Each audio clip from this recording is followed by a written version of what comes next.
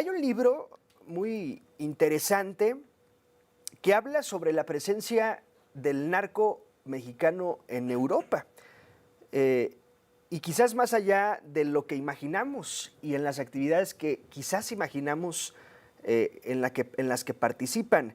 Y este libro, le agradezco la comunicación esta tarde al periodista Artur de Bruyn, quien escribió pues El narco mexicano en Europa. Artur, ¿cómo estás? Gracias por tu tiempo. Buena tarde. Buenas tardes, Juan Pablo. Gracias a ti por el espacio.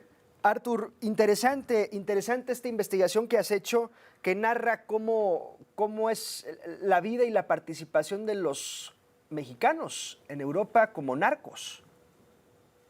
Sí, efectivamente.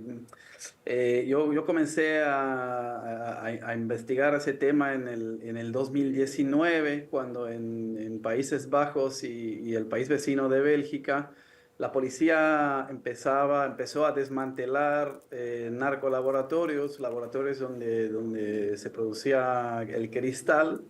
Y era novedoso para esos países, pero lo que era más novedoso aún era la presencia en esos narcolaboratorios de cocineros eh, mexicanos, sobre todo de los estados de Sinaloa, de Michoacán.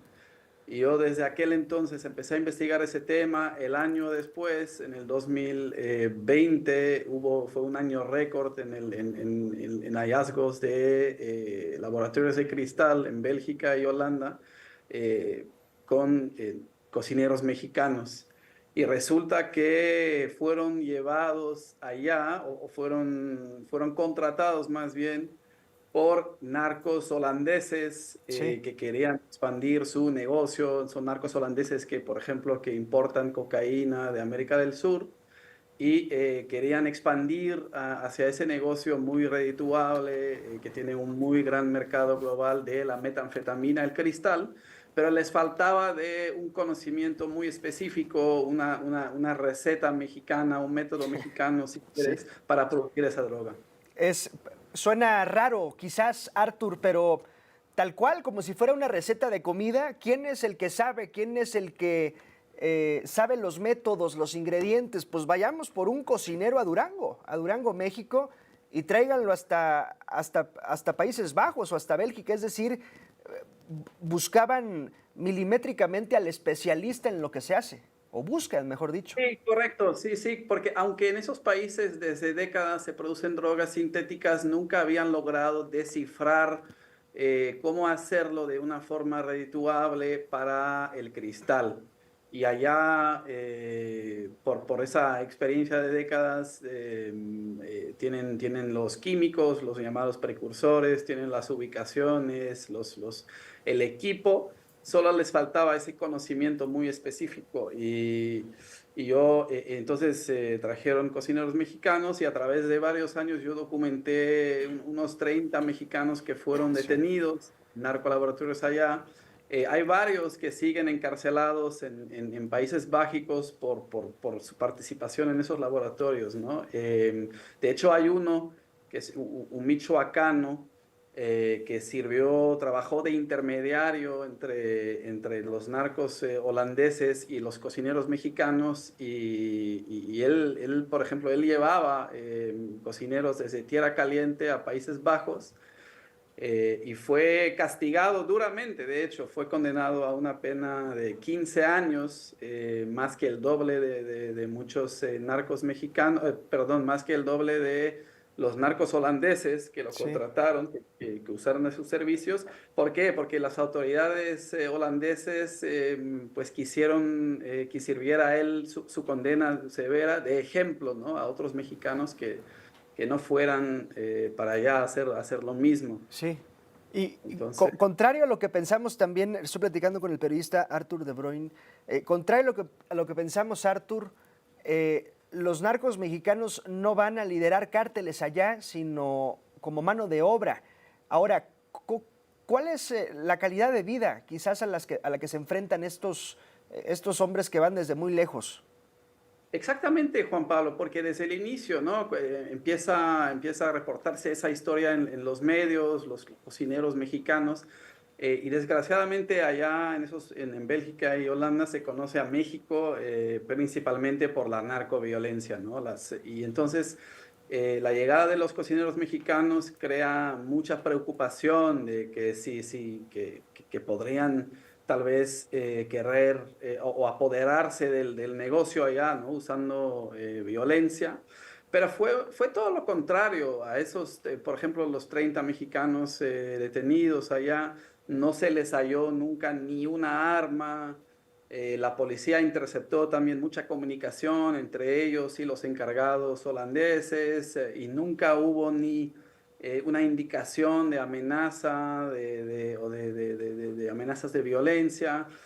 Al contrario, los mexicanos fueron usados como una mano de obra, ¿no? Si bien especializada, pero una mano de obra, perdón, al fin desechable también Sí. de alguna forma.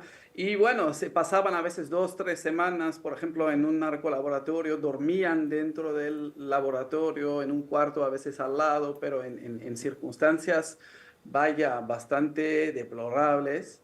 Y aunque se les pagaba un dinero considerable, sobre todo comparado con los salarios que podrían ganar en México, tenían que arriesgar su ¿Sabes, salud. sabes, Y, o Arthur, sea, cómo hacían ellos, por ejemplo, o cómo hacen, insisto, porque creo que debemos hablar en presente? Sigue habiendo narcos mexicanos en Europa, hasta hace unos días hubo una captura, en fin. ¿Cómo hacen ellos para enviar lo que ganan a sus familias estando tan lejos? Por Western Union, Sí, usando criptomonedas, por ejemplo, hay gente especializada en Holanda, Países Bajos, que convierten dinero criminal y que lo mandan a lugares en el mundo. Hay redes de banqueros informales especializados en esto, en lavar dinero. Pero básicamente sí, usando también Western Union, usando criptomonedas, pero siempre sí, la policía sí determinó que esos mexicanos mandaban dinero a sus familias en Tierra Caliente, por ejemplo, en Culiacán, ese tipo de lugares, ¿no? Entonces, sí. para ellos, el salto a Europa para esos cocineros, pues representaba digamos, una mejor oportunidad, ¿no? La oportunidad de una mejor vida, de hecho, para proveer para sus familias, de hecho, porque al final de cuentas yo hablé con varios, entrevisté a varios, los fui a visitar en la cárcel en Países Bajos y son, pues, son trabajadores, son gente normal a final de cuentas, con Sí. familias, con hijos, no son, No digamos, son los grandes capos, pues. no son los grandes capos, tampoco son pistoleros Sí, sí, sí. sangrientos, nada de eso, no son Son trabajadores. cocineros, tal cual, son especialistas en cocinar metanfetaminas. Sí, Sí, exactamente, sí, y sí, lo sí. aprendieron en lugares, porque crecieron en lugares como Culiacán, como Tierra Caliente. Badiraguato, en fin, sí. Arthur, gracias por tu tiempo. ¿Cuánto tiempo viviste en México, Arthur? Yo viví en México 7 años, Juan 7 Pablo. años. ¿Y estás ahora en Argentina? Ahora sí estoy en Argentina desde unos 3 años, más o menos, pero regreso regularmente a México. De hecho, estuve en octubre presentando la publicación de Sí. mi libro, precisamente. Bien, pues enhorabuena, Arthur de Bruyne, un gusto. No, igualmente, Juan Pablo, gracias por el espacio. Gracias, es Arthur, el periodista Arthur de Bruyne, quien escribió El narco mexicano en Europa. Interesante, interesante. Aquí saben, se llevan a los especialistas. Pausa, es breve.